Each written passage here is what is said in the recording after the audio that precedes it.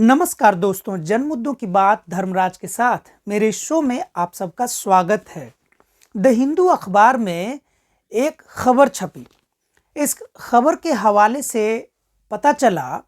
कि railway department ने एक सेल्फी पॉइंट पर खर्च करने के लिए 6.25 लाख रुपए खर्च किए। दरअसल एक आरटीआई दाखिल किया गया था रेलवे के ही अधिकारी के द्वारा, जिसके तहत बाद में पता चला कि रेलवे स्टेशनों पर जो सेल्फी पॉइंट मोदी जी के नाम पर जो सेल्फी पॉइंट बनाई गई थी उसमें कितने रुपए खर्च आए थे। दरअसल मोदी सरकार के एक अधिकारी को सिर्फ इसलिए उनके पद से हटा दिया गया, शंटिंग में डाल दिया गया, क्योंकि उसने जानकारी दी थी या कहें देनी पड़ी होगी कि मोदी के एक सेल्फी पॉइंट पर 6.25 लाख का खर्च आया, जिसका जिक्र द हिंदू के खबर में है। आज पत्रकार रवीश कुमार ने अपने यूट्यूब चैनल पर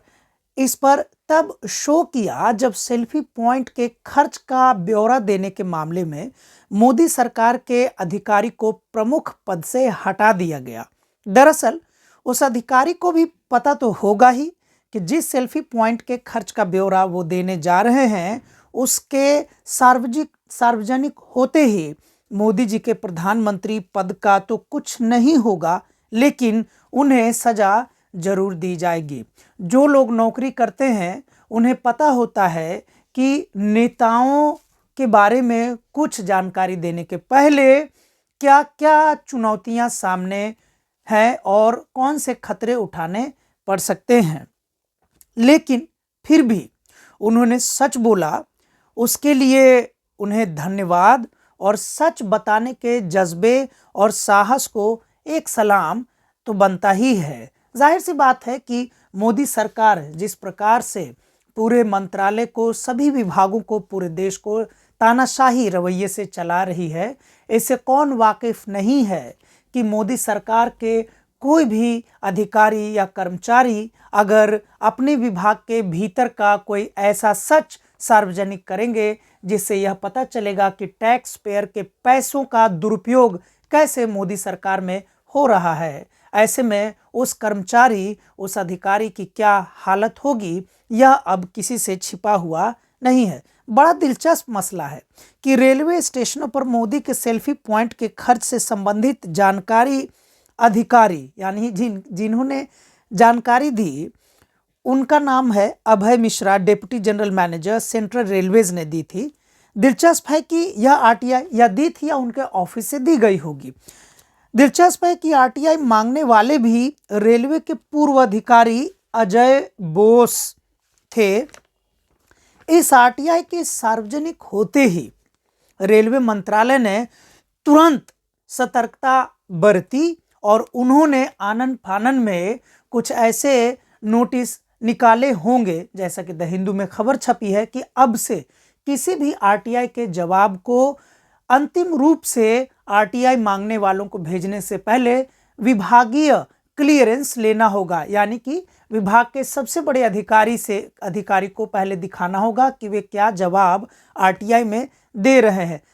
वैसे आरटीआई के मसले पर देखें तो जैसे ही मोदी जी की सरकार 2019 में दोबारा चुनकर आई थी, उसके पहले से ही आरटीआई के बारे में खबर है कि उसे इतना कमज़ोर कर दिया गया कि विभागों से कोई भी जानकारी लगभग अब बाहर नहीं आ पा रहा है। कोई भी जानकारी बाहर आने के लिए बड़ा ही मेहनत मशक्क़त करना पड़ रहा है। यह बात जानी चाहिए कि राइट टू इंफॉर्मेशन एक्ट जैसा कानून लाकर कहीं ना कहीं एक तरीके से देखें तो कांग्रेस ने भारत के लोकतंत्र को मजबूत किया था और भारत के नागरिक को पहली बार एहसास दिलाया था कि भारत सरकार जनता के प्रति सही मायने में जवाबदेह है। यानी कि सरकार का कोई भी काम, अगर ऐसा काम जिससे आम नागरिक को, किसी भी नागरिक को लगता है कि उससे भारत के नागरिक किसी भी व्यक्ति का व्यक्तिगत नुकसान हो या सार्वजनिक नुकसान हो,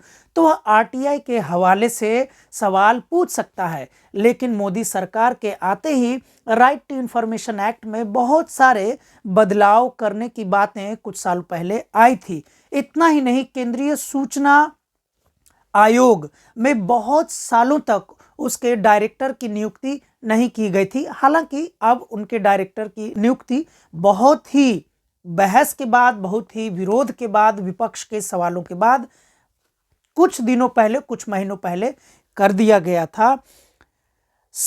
हालांकि रेलवे विभाग ने, जो अड़ंगे की बात आई कि रेलवे विभाग ने ऐसा कुछ भी नहीं किया जिससे कोई भी जानकारी छुपाई जाएगी। रेलवे विभाग ने इसे सीधा मना किया है कि उन्होंने कोई भी ऐसी खबर नहीं छापी है, ऐसा कोई भी निर्देश जारी नहीं किया है जिससे ये पता चले कि कोई किसी भी आरटीआई के जवाब को किसी भी बड़े आला अधिकारी से क्लियरेंस लेने की जरूरत पड़ेगी। सेल्फी पॉइंट के मामले में ही मेरे पत्रकार मित्र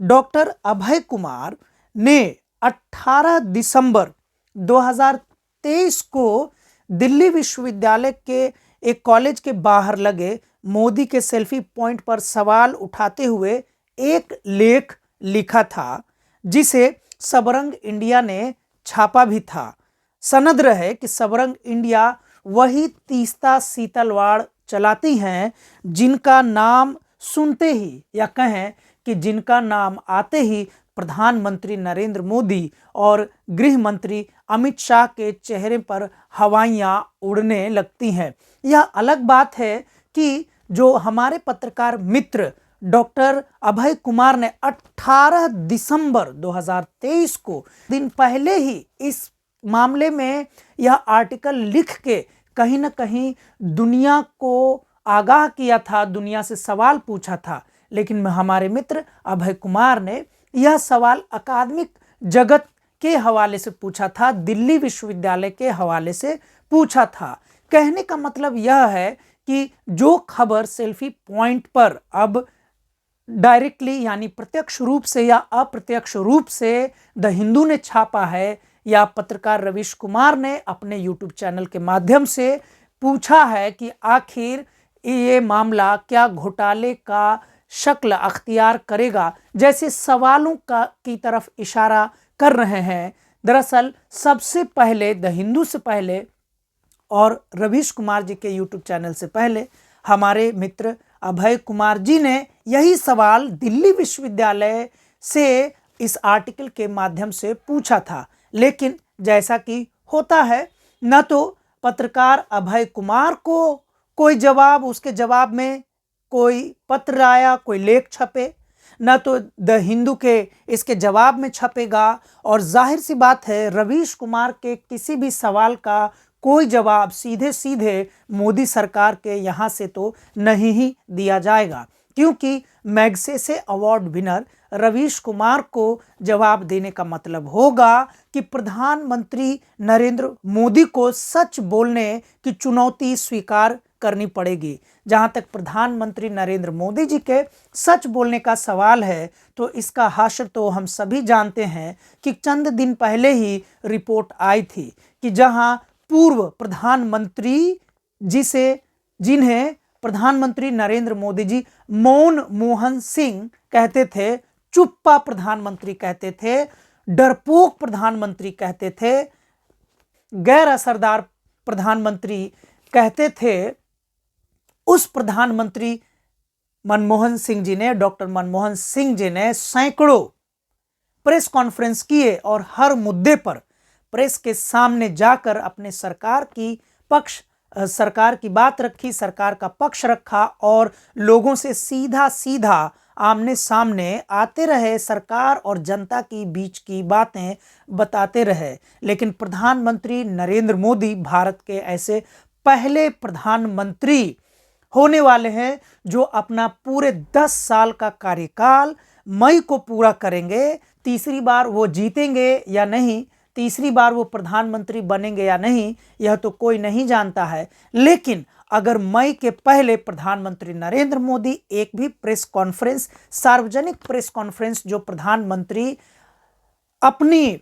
स्वतंत्रता से करते हैं, ऐसा नहीं करने वाले पहले प्रधानमंत्री बन जाएंगे। तो सवाल वही है कि जितने भी सवाल प्रधानमंत्री मोदी जी के केंद्रीय मंत्रियों से या किसी भी विभाग से कोई भी पूछता है, तो आज तक प्रधानमंत्री नरेंद्र मोदी जी ने कोई भी प्रेस कॉन्फ्रेंस करना मुनासिब नहीं समझा और उन्होंने जनता के सवालों को, पत्रकारों के माध्यम से पूछे जाने वाले जनता के सवालों पर जो मुख्य इंटरव्यू दिया था, वो कुल मिलाकर यही दिया था कि वो आम काट कर खाते हैं कि चूस कर खाते हैं कि छील कर खाते हैं। मैं तो चोभा मार के खाता हूँ, आप देख लीजिए कि आप कैसे खाते हैं। हालांकि आमों को भी विशेषता है, सारे आमों को न काट के खाया जा सकता है, न चूस के खाया जा सकता है और न मेरी तरह चोभा मार के खाया जा सकता है। लेकिन एक बात तो तय है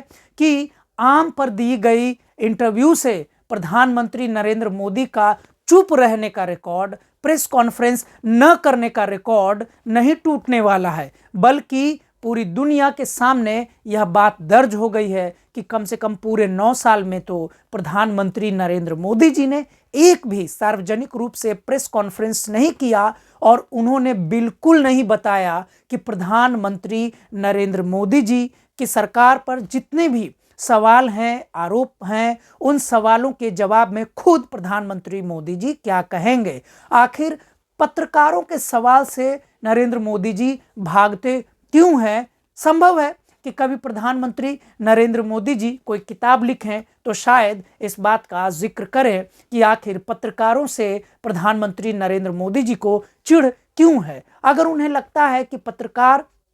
मोदी विरोधी हैं, तो मोदी समर्थक पत्रकारों को ही वे अपना इंटरव्यू दें और मोदी सेल्फी पॉइंट के मामले पर तो बिल्कुल उन्हें सामने आना चाहिए, क्योंकि एक सेल्फी पॉइंट पर अगर 6.25 लाख यानी कि 6.25 लाख का खर्च का आरटीआई रिप्लाई रेलवे मंत्रालय के अधिकारी ने अगर दिया है,